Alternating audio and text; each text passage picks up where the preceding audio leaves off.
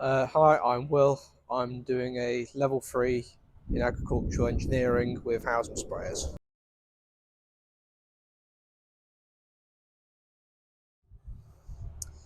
Uh, I was inspired to do an apprenticeship because I was never one for sitting down in classrooms, and I always like getting hands-on experience. So whatever I was doing, I was always better at learning it if I had it right there and then in front of me.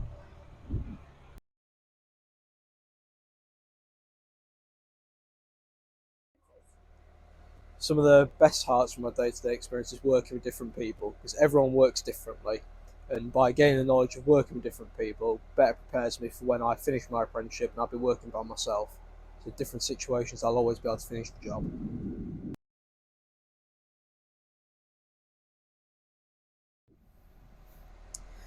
I find a very good balance between practical and formal training at work and at college. There's still some sitting down doing a bit of paperwork, working off a PowerPoint, but it's all to better prepare me for the practical then I'll have to do in the workshop or later in my career.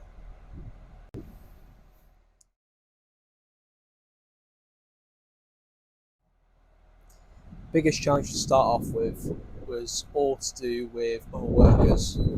Thinking that I wasn't really here, I wasn't a real worker, but by putting the effort in and showing them that I'm there to work, they've sort of gained a bit more respect for me and know that, okay, he is here to work and he is here to do the job properly.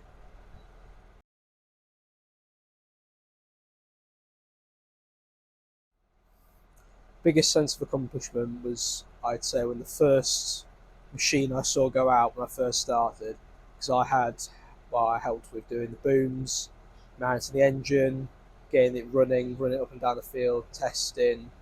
I had a part in every of it, so I was just glad to see it go and a happy customer.